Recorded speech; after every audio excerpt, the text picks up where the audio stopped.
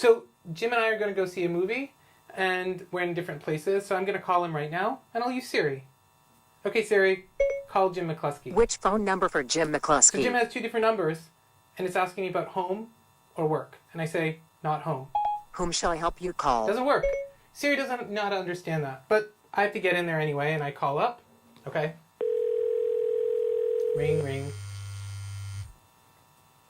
Hello. Hey, Jim. Hey, how's it going? Good, how are you? I'm okay. So, yeah, we're talking about a movie. What movie do you want to see tonight? Not Star Wars. Oh, not Star Wars, eh? No. Now, notice what just happened. Pranav, in response to me, used 3 words, just not Star Wars. But what he actually managed to communicate was something much larger, more elaborate, more complicated. What he actually managed to say to me, or what I took from his words, was, I do not want to see Star Wars. So, the question we're trying to investigate is how that's possible.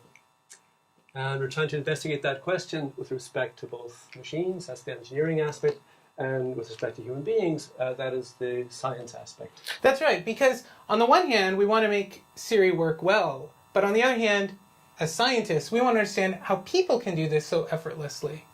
So this problem is really, really hard for machines, and companies like Google are struggling to create machines that will respond to human speech in a natural way. But for us human beings, it's effortless, it's instinctive, requires no apparent effort at all.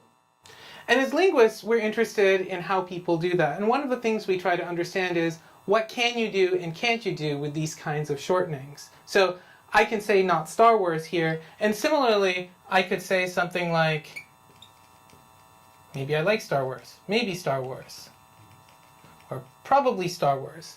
But what I can't seem to say, and this little mark says can't seem to say this, is don't Star Wars. Or also impossible for him to say should Star Wars. Oh, that's even worse. Yeah. Should Star Wars. We should see Star Wars.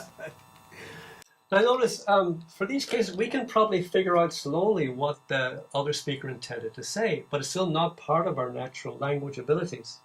So the scientific question is, why is this so easy for us? Why can we so effortlessly compute these complex meanings out of silence, basically, while programs like Siri have enormous difficulty with the same task? And from a linguistic standpoint, what's hard is to figure out what patterns are good and what patterns aren't, so we can theorize over them. And we can sit there in our armchairs and try to think up all of the possibilities, but things like these shortenings are very, very dependent on context. So we want to see them in lots and lots of scenarios to see which are good and which are bad.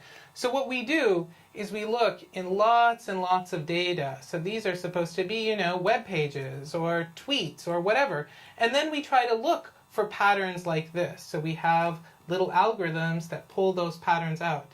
And then we get a list of those patterns, and we have an army of sophisticated undergraduates who apparently have no necks. And what they do is they go and they read through them and they mark them up for all of the things that we care about.